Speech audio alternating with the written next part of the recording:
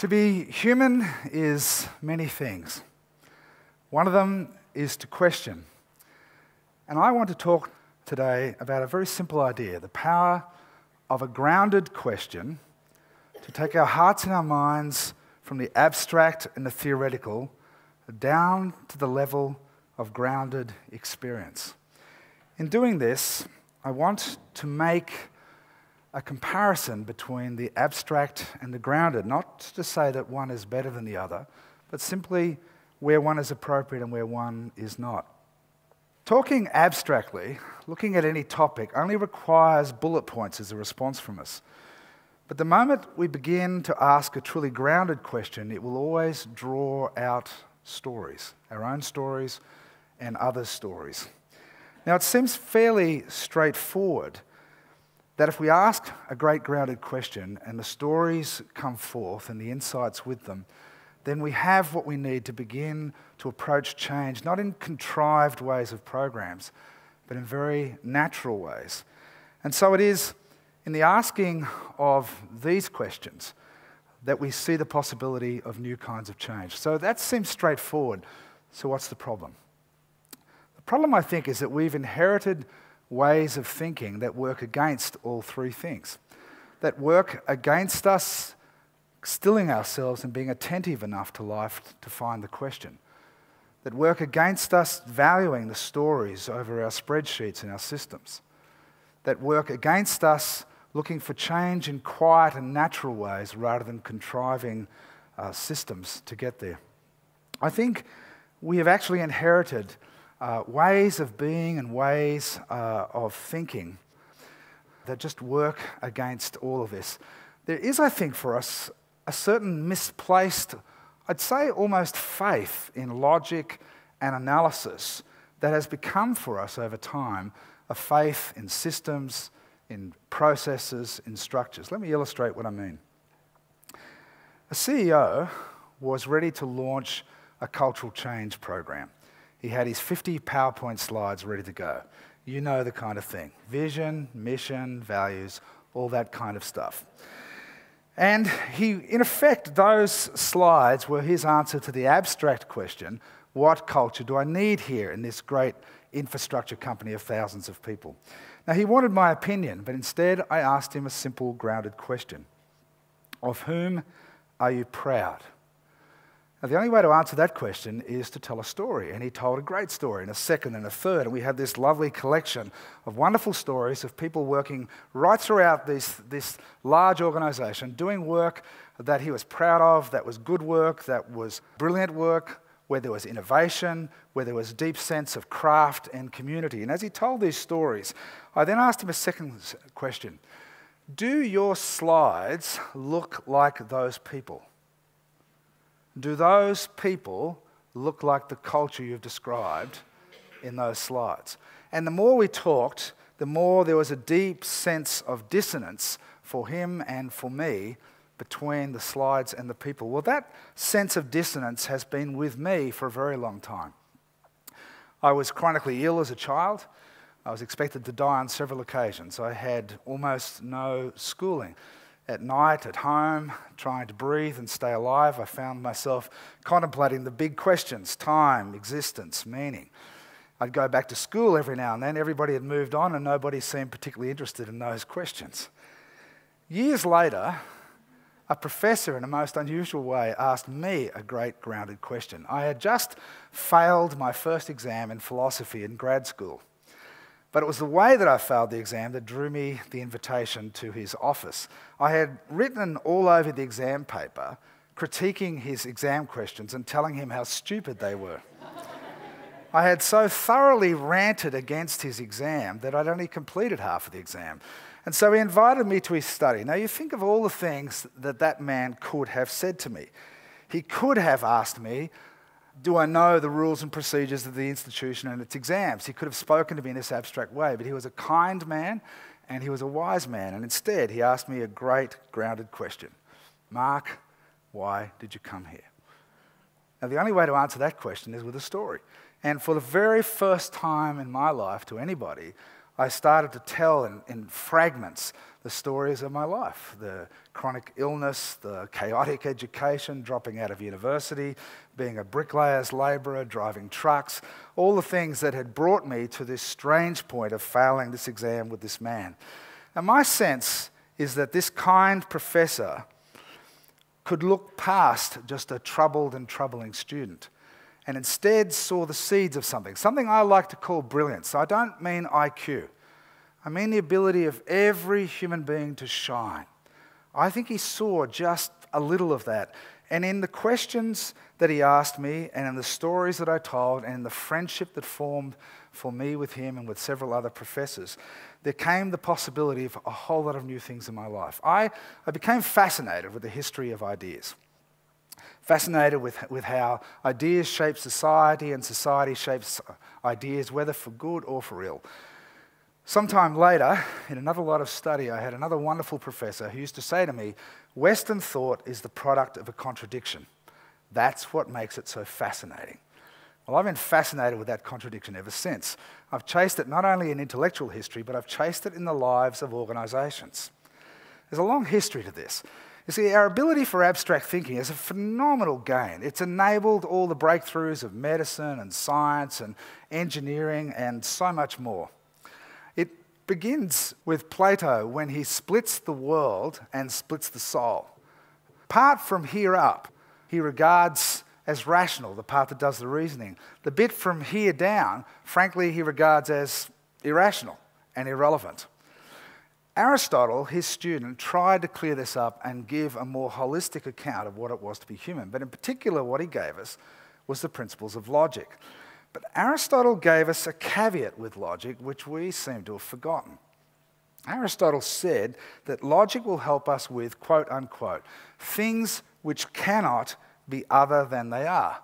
In other words, logic is the tool for things that can't change, for things that have nothing to do with people. But the moment we are talking about people, the moment we are talking about our impact upon the world, then we need a richer set of tools than simply that of logic and analysis. We need things like grounded questions. So how did all this come into your experience and mine? Well, the only way you can answer this, I think, somehow you have to bring school into the picture. Now, it's been said that schools kill creativity. Perhaps they do. If they do, they probably kill a bit of critical inquiry as well. But here's the thing. I've worked with many, many teachers, hundreds of teachers, maybe even thousands, and they don't go to school to kill kids' creativity. Teachers go to school to instill in kids a love of learning, and by and large, they're phenomenally successful at it. And yet somehow, I think it's true that unwittingly, unwillingly, school plays a part in killing these things for us. Well, I want to just draw one little example of what happens in school, what happened to you, what happened to me, and the role that it's played. Do you remember a thing called the school project when you were only just little like this? Do you remember getting a sheet of cardboard and someone would give you a topic like frogs or the water cycle or Tasmania, a small part of Australia where I come from? Is it coming back to you? We're talking about gathered around the kitchen table at night, the night before it's due, with mum and dad helping. Do you remember this? Mum and dad helping. This is actually why we have kids, is so that we get to do a project one day, you know? And we were supposed to just do the decorating. How many here are going to admit, if you can remember this, that you actually burnt the edges of the cardboard like a pirate's map? Anyone? Yeah, it's not just an Australian thing, okay? So we had our piece of cardboard and we had our topic, and the last thing to do, of course, was just simply fill it up. Fill it up with what? Well, with anything we could find. Mum and Dad's magazines, library books, that's why they've got pictures cut out of them all the time. And of course, nowadays with the internet, there's all manner of stuff that we can get and draw on to fill it up. Well, I've got a hunch that as we went from little school into high school, and for many of us even on into university, that the game actually never changed. Apart from the wonderful teacher or professor who asked us great questions, we kept filling things up. Now it was a word count, 1,000 words, 2,000 words, 5,000 words. I think we're still doing it today. Think about presentations. Think about reports, think about proposals, think about strategies, think about cultural change.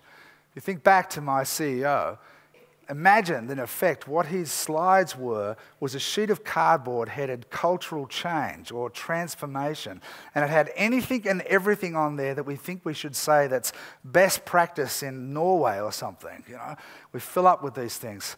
Well, it doesn't have to be like this. I once sat in a circle with 50 school teachers at a school that had formerly been labelled one of the worst schools in the city, in the state, perhaps even in the country. A new principal, an experienced principal, had come to try and help in the school. We went away for 2 days, 50 teachers sitting in a circle. Now, we've been in contexts like this when things are difficult, and we have sort of been trained, or we've picked it up by osmosis, to ask one of these two questions, or both. What's wrong? How do you fix it? But think about it, 50 good people, but they're disheartened and they're struggling. If you ask them what's wrong, or how do we fix it, the conversation just spirals down into everybody venting all of their frustrations. It doesn't go anywhere. Instead, we asked a simple, grounded question. Why did you become a teacher? You see, a grounded question always comes from the side at something. And the only way to answer that question is to tell a story. And they did. For 3 hours, 50 people told remarkable stories of why they became a teacher. And it was always to make a difference. Funny stories, touching stories, tragic stories, fantastic stuff. The next morning, I asked them a second question. What do you really think about the kids? And in a school where violence happened way too often, the truth was they loved these kids and did not want to see this be all that was there for the children in their lives. Now, I want you to be clear about what I'm saying here. I and the principal, we were not trying to fix these teachers. We were not trying to fix this school. No grounded question, no matter how clever, is going to fix everything. We just wanted to open space. Our conviction is that at the heart of every social group is a certain conversation. In a school, that conversation is teaching and learning. At this school, at this time, that conversation had all but died. And our hunch, maybe it was our gamble, but our hunch was that if we could help these teachers find their own brilliance in their own stories, maybe that larger conversation would come alive again. And so it is, we followed up every month. I went across there, and in small groups, voluntary groups, we sat and we wanted to take them into their own teaching. But we did not ask the abstract question, what is good teaching? Because again, all you'll get is the sheet of cardboard labelled good teaching, and this is what a good teacher is supposed to do. Instead, we wanted to take them into their own experiences, and in particular, we wanted to take them into their experiences that they didn't know what to make of. They're puzzling experiences. And as they told those stories with a bit of coaxing, two things came out every single time. Number one, they had broken convention with what was supposedly good teaching. And secondly, it was brilliant. And it was some of the finest teaching they had ever actually done. Well, as those small group of teachers told those stories and that storytelling went right across the whole school within 1 year. The school began to change on every metric, academic and behavioural. I'm talking about things like literacy and numeracy and whether there is violence or not. All of those things were dramatically different after 1 year. I got to visit the school just late last year, and after 10 years, it continues down the same great trajectory. See, the power of a simple, grounded question to open up the space in which stories can be told, where we will find the insights to bring about change naturally. So the question remains, how do you find such a question? How do you find a grounded question? And what I want to suggest to you is this. It's simple and it's really difficult. It's as difficult as a CEO standing back from a prepared program that he's about to launch and thousands of people are waiting for, and instead standing back and looking at the people, no matter who they are, wherever they work, and looking at them and admiring them and remembering why he's proud of them. It's as hard and courageous as a professor standing back from a troubling young student that he could just throw out, and instead wondering, who is this young man? What has he got? It's as difficult as a principal of great experience, knowing she could just put in program after program after program and all of her superiors would be happy. Instead, standing back, looking at this group of teachers, wondering at thinking about the brilliance that's in them and saying, I wonder what is in their stories. It's in the presence and the attentiveness and the courage to ask such a question that the stories flow, that we find the insights, and we might just find ways to approach change that aren't contrived into our programs, but are natural. Thank you.